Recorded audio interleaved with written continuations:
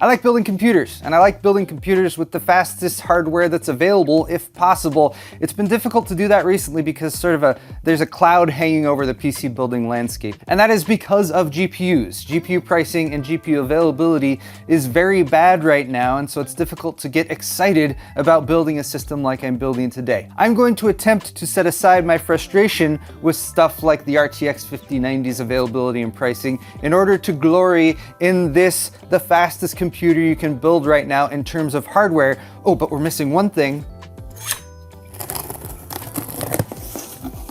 Oh, there's the motherboard. We don't need that. Is this the same? It's the same memory kit too. This is the same memory kit I used for testing as well though. Oh my gosh. In here somewhere. Aha! Here it is. The brand new AMD Ryzen 9 9950X 3D. Excellent!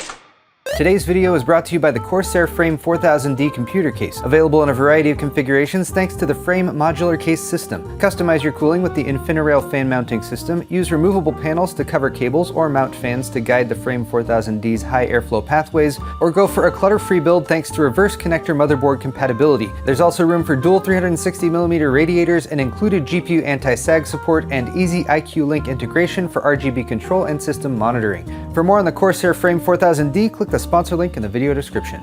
So just to be absolutely crystal clear about how I'm positioning this build, I am not endorsing the RTX 5090. I am not suggesting it is positioned or priced well right now. However, it is undeniably the fastest GPU for PC gaming right now, and there are going to be people who hunt one down no matter what. So my goal for this build was to assemble parts that are definitely going to be high-end. This will cost you $4,000 to $5,000 plus, depending mostly on the price you can find an RTX 5090 for. But because prices for the GPUs are so high, I wanted everything else to be somewhat well balanced so you're not overspending on the remaining components of your system, so you maybe have a few bucks left to buy food or gas or whatever. This is also meant to be not just a gaming PC. If it was, we would go ahead and throw in AMD's 9800X 3D, which is going to cost you a few $100 less than the 16-core 9950X 3D. The benefits of this CPU is that it's got double the cores of the 9800X 3D, 8 cores versus 16 cores in this one. So this is really a crossover build that's going to give you the best available in terms of a consumer desktop PC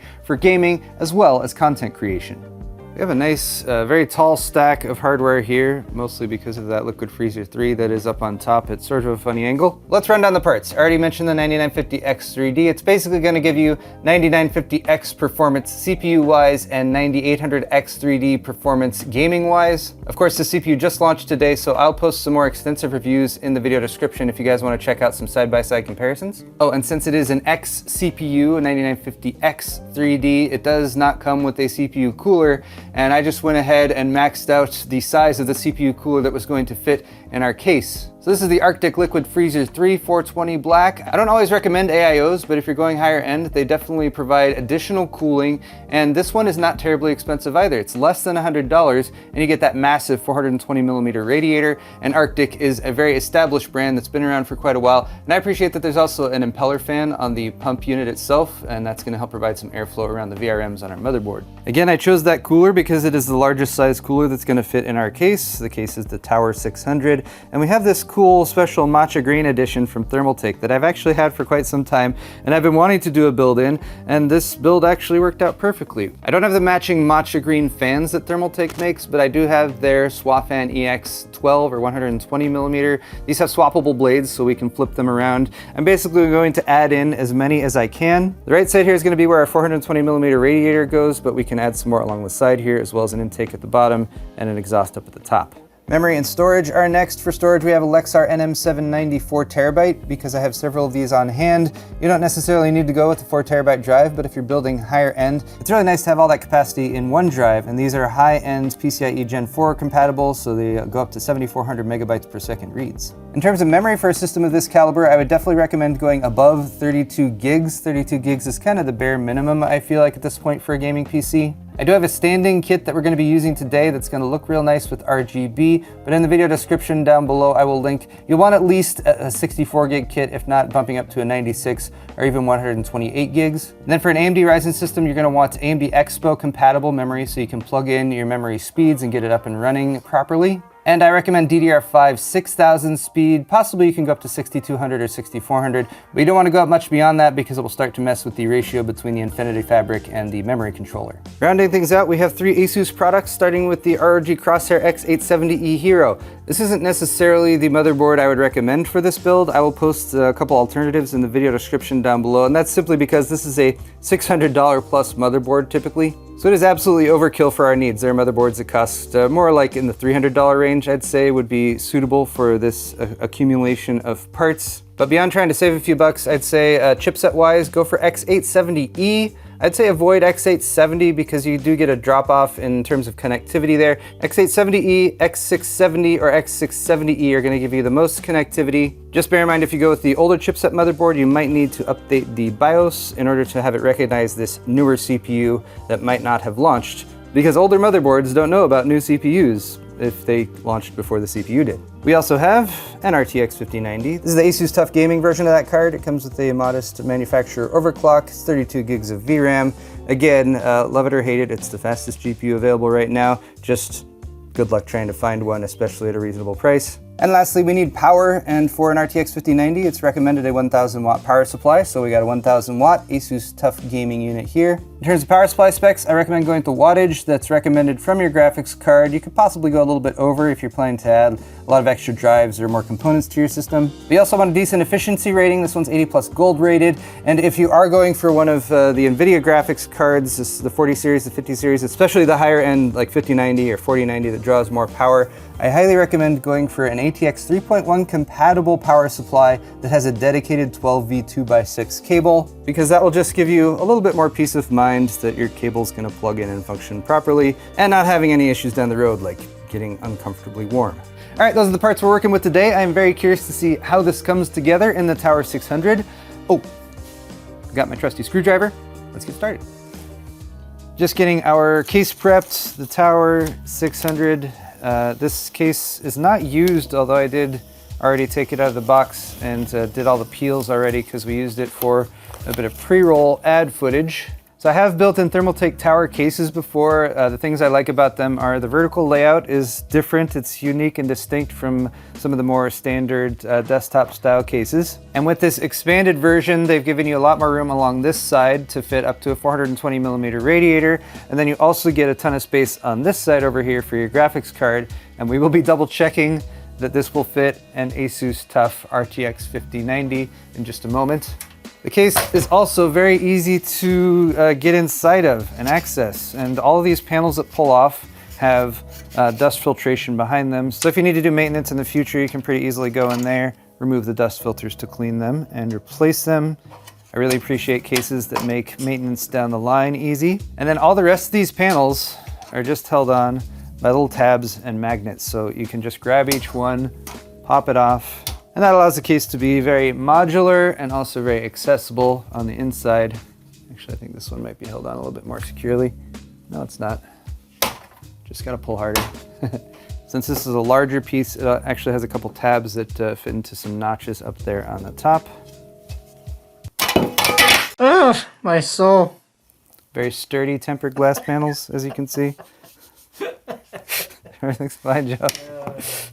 Now, when choosing parts for a build, you can, of course, reference the specifications on the manufacturer's website. And that'll let you double check things like clearance and how large of a graphics card can fit into a given case.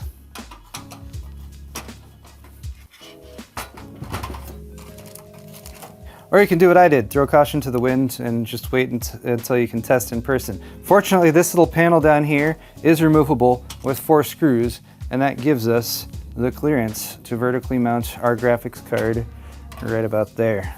Wow, that's got enough room. It can fit. So the motherboard is rotated 90 degrees, which means your graphics card is going to hang from the top here. And that's another one of the nice things about this style of case and a very large, very heavy graphics card. When you're positioned horizontally, you might have GPU sag with a large, heavy graphics card. You can use a riser cable to position it vertically, but that introduces a riser cable. And there have been occasional reports of the RTX 50 series not playing nice with riser cables. With this layout, you get a vertical mount, so it's going to be hanging from the top, so you're not going to have to deal with any sag, and you're going to be able to mount it directly to the motherboard too, which, again, in the case of the RTX 50 series, if you are investing in a card that costs this much money, we're just doing everything we can to make sure that it's going to function properly, which we shouldn't have to do for a $2,000 or $3,000 graphics card. But that's just, it's 2025 and we're PC building in 2025 and that's how things are. Rounding out things I like about this case, look at the front panel I/O. You got USB 3.2 Gen 2 Type-C and not 2, but 4 standard Type-A slots. I like having lots and lots of I/O on the front of the case. Here, this will make more sense if I put this back on. There, that's better. Mic and headphone jack, of course, and then as mentioned, all 4 of those USB Type-A ports. Finally, here in the back area, we can see we've got a good close to 2 inches of space for cable management. They've also positioned multiple mounts here for 2.5-inch drives so you can add more storage. And then our power supply mounts down here at the bottom, and that is also facing the back here so we can plug in the cable directly. And Thermaltake also put a cutout on this back panel so you can access that and you don't need to use a cable extension. Oh, and by the way, did I mention that there's dust filtration everywhere on this case with magnets? Let's build the motherboard.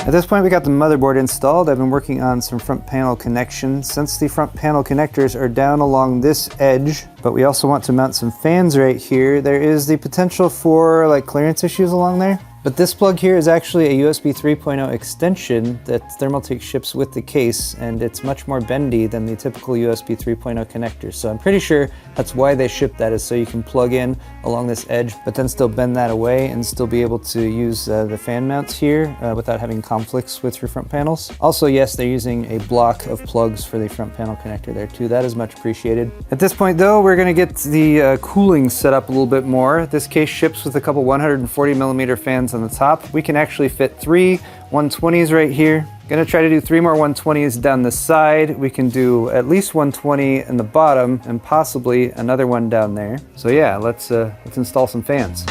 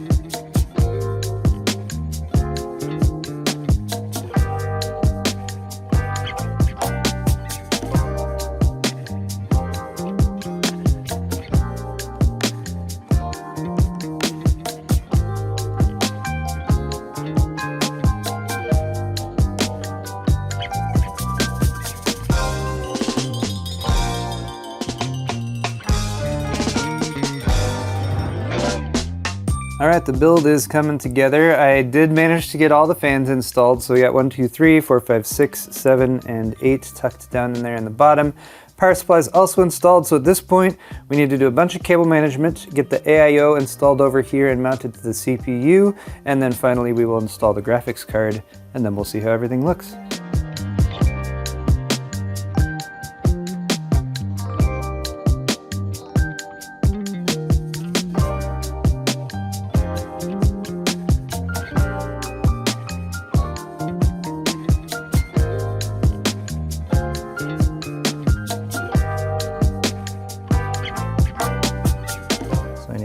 lift it up just a little bit in order to get these to line up.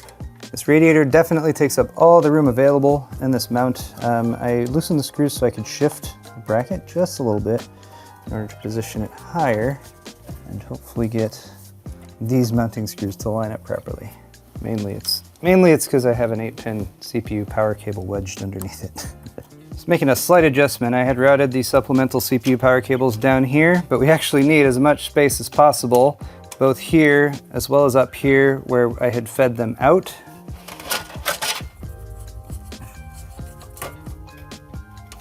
There, see? Going with the backup solution here. Remove some motherboard screws to give us a little bit of clearance there so that I can feed them through this smaller gap. So if anyone does this exact same build at home, route these cables through first. There we go. That should do it.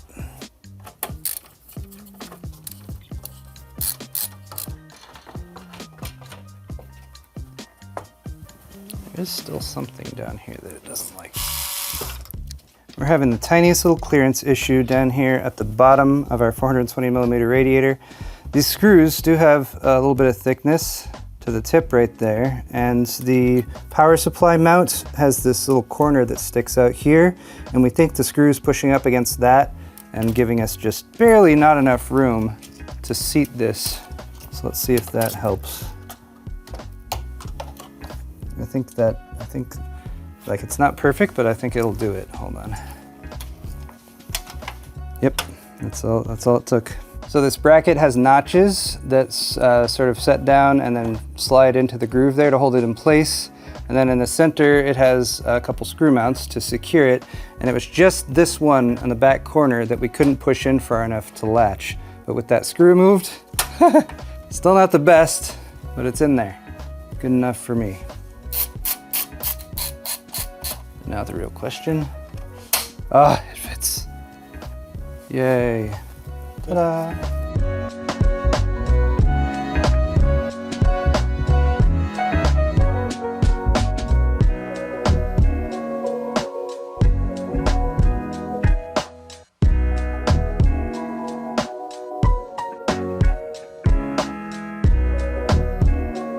At this point, the cable management is mostly done and we have the fans plugged in. One thing that I am appreciating about this case is that even though some of these edge connectors are tucked away and can become a little bit difficult to access when you have all the fans installed, for example, because we have these removable brackets on the side that we're mounting the fans to, it was pretty simple to pop that off, plug those in, and then pop this right back on. All right, GPU time. Now we get to see how this guy fits in here.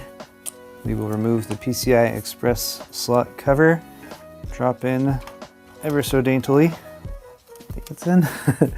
Are you in? Sure, it's in. All right, 12V. Make sure that's seated all the way. There we go. What a cool little build. This was fun to put together. I had a good time, and now we have the moment of truth where we turn it on and see if it works. Find the power switch. There it is. Got some lights on the motherboard, that's a good sign. Ooh. Some of the fans are even spinning. Not all the fans, but we'll fix that in just a minute. We'll get the RGB set up. We'll be right back.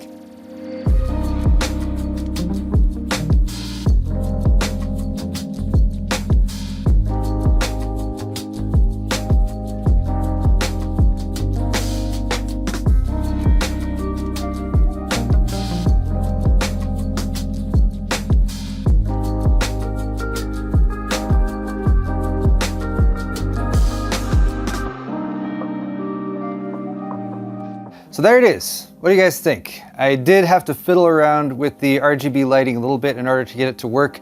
The Thermaltake fans have magnetic connectors and sometimes they just don't line up exactly the way you want them to.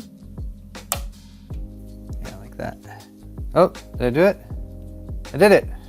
Anyway, the point is those connectors might take a little bit of jostling in order to get them to line up properly and also be recognized by your software. But that was one of the nice things about this build, since we have all ASUS hardware, and then our RGB fans are all provided by Thermaltake that have an addressable 5-volt connector. I was able to plug those into the motherboard, and we only have one piece of software, ASUS Armory Crate, that's controlling it right now. Now, the ASUS Armory Crate software doesn't always get the most positive feedback from people because it does install itself rather aggressively, and in order to access AuraSync to control the RGB lighting, you need to install the entire package, which does have a lot going on. And it looks like it's still in need of another update because it's recognizing almost all of the hardware. The RTX 5090 TUF does have some RGB down at the bottom, which is tucked away so you can't really see it, but I'm not currently able to control that. It's just on the rainbow cycle right now, but thankfully it doesn't detract too much from the rest of the lighting in the build. I thought I was definitely going to need to go with all white to get something that was aesthetically pleasing with this sort of not very traditional matcha green color that Thermaltake has this case finished in, but I found this blue to green gradient that was available in the Armory Crate software actually looks really nice. I like how it sort of gently shifts between the colors, and it even shows up really nicely on like the ROG logo on the motherboard, as well as our G.Skill memory, which is also thankfully recognized by the Armory Crate software. My focus for this video was the build process, but I did do a little bit of testing to give us an idea of the performance of this system. When running 3D Mark Times by Extreme, we had an overall score of 22,720, and this is about 300 points higher than my score that I got with the Founders Edition 5090 tested with the 9800X3D. And then of course our CPU score is much higher for the 9950X3D since we're running a 16 core instead of an 8 core. And in case you're wondering, the 9800X3D does still have a little bit of an edge in gaming, but the 9950X3D is actually faster than the 9950X non-3D in terms of productivity. So this is definitely a really nice all-around chip. Our cooling is also doing quite well. We only peaked at about 70.9 C in this test. Otherwise, we were in the mid to high 60s, and you can totally get away with an air cooler with the 9950X3D, but we, went all out with a 420mm AIO. And our ASUS TUF RTX 5090 Gaming OC is also doing quite well at the cooling. Only peaked at 65.9 C on the GPU and 72 on the memory. Then I also ran a quick IDA64 extreme stress test, which wasn't working for the GPU for some reason, but I did stress the CPU, and there we were at 82.5 degrees Celsius max on the die with an average of 81.9, and the maximum temperature was 82.4 on CCD1. So getting back to some of the stuff I was talking about in the intro, there are a lot of people who are going to be like, Paul, this system is just too expensive, the 50 series is too hard to find, they're too overpriced, and scalpers are having a heyday upcharging for them on the secondary market. I would completely agree with you there. But for those who do have the means to purchase the fastest PC hardware that is currently available, I think this is a reasonable assembly of parts to build a system around once you've sourced your RTX 5090 for whatever you had to pay for that. And the 9950X3D, that should be $700, and we don't see that price moving too much in the near future. But beyond that, in terms of the finished look of the system, I'm really pleased with how that turned out. And I also think that once I got the fans tuned over here, because we have a pretty heavy intake, and it's also a super quiet system once I got the fans tuned up. We have intakes on the side here and down at the bottom, and exhaust coming out the top and going out the right side. But I'm very curious to hear what you guys think about this build. If you enjoyed watching the build process, if you're actually in the market for something like this, or if you're just viewing this as like, Paul, this is rich people content for rich people and it's really kind of lost on me. I'm curious to know. However you feel, leave me those comments down in the comment section below. And you can also check the description down below for links to the parts that I used in this build, as well as a few alternative items that I might swap out if I was trying to really save as much money as possible while still achieving the same performance and look of this finished system. Thank you guys so much for watching this video. Hit the thumbs up button if you enjoyed it. Subscribe to my channel if you're not already, and we'll see you all in the next one.